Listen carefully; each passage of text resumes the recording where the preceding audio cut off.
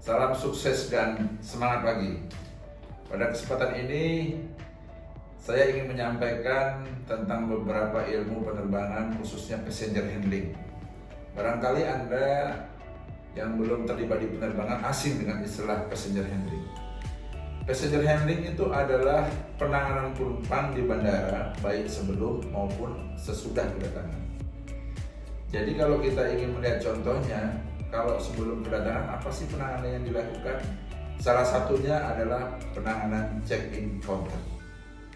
Jadi kalau Anda bepergian dengan pesawat udara pergi ke bandara, pasti Anda akan bertemu dengan petugas-petugas check-in counter. Check-in counter itu adalah tempat dilakukannya konfirmasi awal sebelum keberangkatan dan tempat dilakukannya pemeriksaan-pemeriksaan kepada calon penumpang.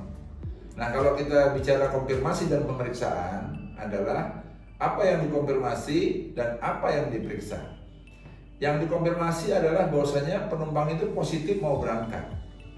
Nah, kemudian pemeriksaan yang dilakukan adalah pemeriksaan terhadap beberapa jenis pemeriksaan di check-in counter. Antaranya yang pertama, pemeriksaan dokumen. Kedua, pemeriksaan penumpang itu sendiri. Yang ketiga, pemeriksaan bagasi. Yang keempat, pemeriksaan sistem yang ada di perangkatnya petugas. Nah, kalau kita di check-in counter nantinya, seandainya kita bertugas di check-in counter, ya kita anggaplah kita petugasnya. Apa sih yang kita lakukan? Ya tadi itu kita lakukan pemeriksaan. Nah, kalau kita bicara tentang pemeriksaan, yang pertama tentunya prosesnya ya, kita lihat flow-nya dulu. Penumpang pertama datang ke bandara. Apa yang dilakukan? Tentunya penumpang itu diperiksa dulu, di X-ray dulu. Di sini ada tugas aviation security atau APSEC bandara yang memeriksa barang Anda. Nah, untuk di Bandara Kuala Namu ini, dia sifatnya public area. Jadi Anda yang tidak berangkat pun boleh masuk. Ya, ini kita banyak meniru bandara-bandara di luar negeri. Ya, termasuk di Terminal 3 Cengkareng juga, walaupun kita tidak berangkat, kita boleh masuk. Karena check-in counternya menganut prinsip dia public area. Lain halnya kalau bandara itu menganut prinsip itu restricted area yang hanya berangkat yang boleh masuk. Ada bandara-bandara yang sebelumnya dan masih ada sekarang, masih banyak seperti itu. Nah, kita kembali ke topik. Setelah barang-barang itu diperiksa pada saat dia memasuki check-in counter area, kemudian penumpang pasti akan menuju check-in counter. Nah, di sini Anda yang di bagian bekerja di check-in counter ya akan melakukan proses pemeriksaan. Pemeriksaan pertama itu tentang dokumen. Apa saja yang diperiksa? Dokumen. Tentu kelengkapan dokumen seperti tiket, kemudian paspor, kemudian tiket pengenal ID, selain itu juga surat-surat pendukung lain. Nah, kalau kita melihat tiket, apa sih tiket yang diperiksa? Yang pertama pasti validity-nya, kemudian dilihat data-data di tiket, penyesuaian tiket dengan orangnya, dengan datanya, kemudian tujuannya kemana, tanggal berangkatnya, kapan, waktunya, jam berapa, nomor penerbangannya, kelasnya, harga tiketnya sudah sesuai belum. Jadi ada beberapa komponen di tiket yang memang harus diperiksa oleh petugas check-in counter. Nah, kemudian setelah tiket diperiksa, ada juga pemeriksaan yang lain. Seperti apa? Identitas, KTP. Ya, kalau untuk luar negeri tentunya paspor. Paspor juga diperiksa. Apa yang diperiksa? Validity paspor. Jadi paspor itu digunakan dia at least 6 bulan sebelumnya. Tidak boleh mati, ya. Paling dekat 6 bulan sebelumnya lah masih berlaku paspor itu. Kemudian kalau kita tujuan ke negara-negara yang harus memerlukan izin khusus seperti visa, ya diperiksa visanya. Kemudian pemeriksaan apa lagi selain itu? Pemeriksaan yang lain selain itu dokumen visa, paspor, tiket, pengenal, apalagi pendukung, dokumen pendukung. Misalnya gini, misalnya Anda bepergian dalam keadaan sakit, tentu Anda nggak ingin dong ditolak oleh petugas check-in counter. Nah, untuk tidak ditolak, Anda harus perlu dokumen pendukung, surat rujukan dari dokter bahwasanya Anda boleh terbang. Atau juga misalnya ibu hamil, ya, dalam kehamilan beberapa bulan sebelum 32 minggu mesti boleh terbang. dengan rujukan surat dokter. Jadi dokumen pendukung itu ya.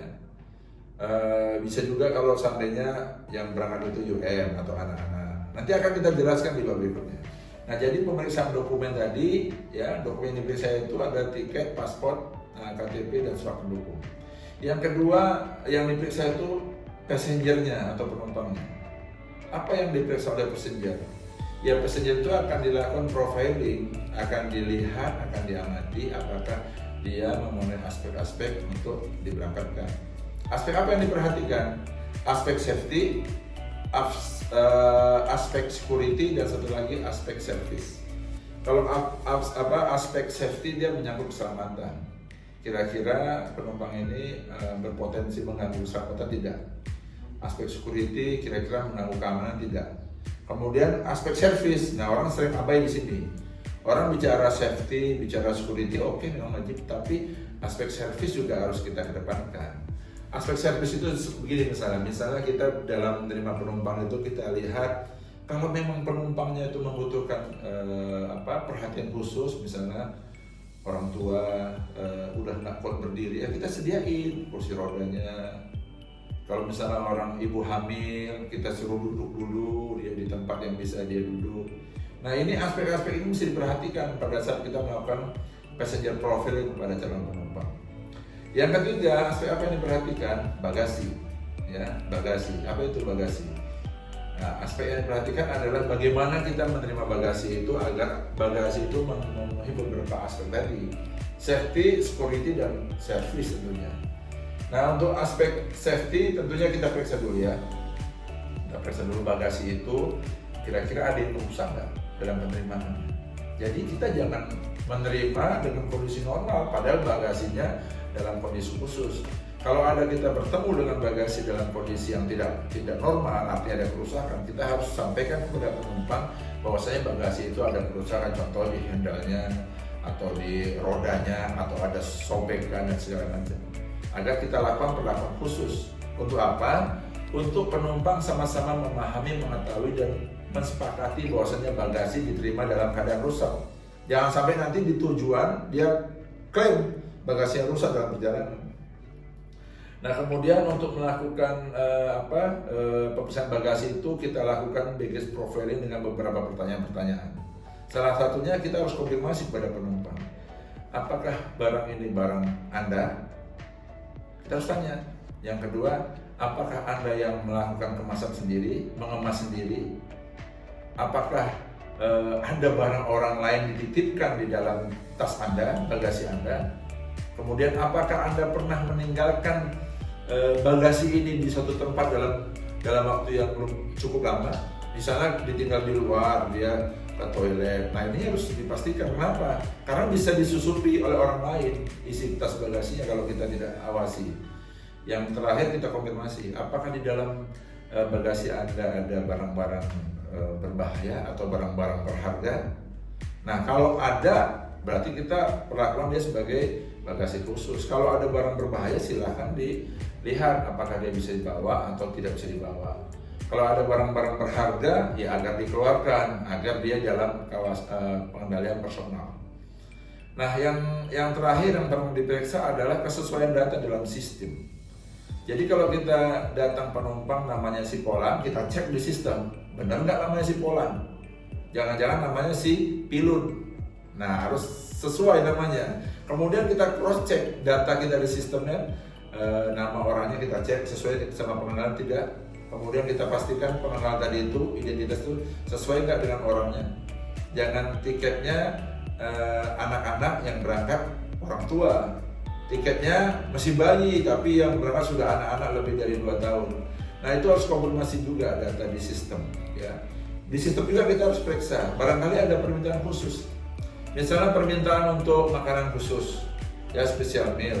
Barangkali permintaan untuk misalnya penanganan khusus, wheelchair dan lain sebagainya. Ya, jadi kalau kita sudah melakukan pemeriksaan ini, fungsi di check-in counter bisa kita laksanakan dengan baik.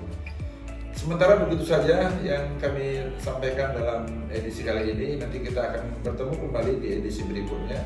Mudah-mudahan video ini bisa menjadi referensi bagi Anda yang sedang belajar dunia penerbangan maupun bagi Anda yang berminat tertarik untuk berkarir di dunia penerbangan. Terima kasih, salam sukses dan semangat pagi.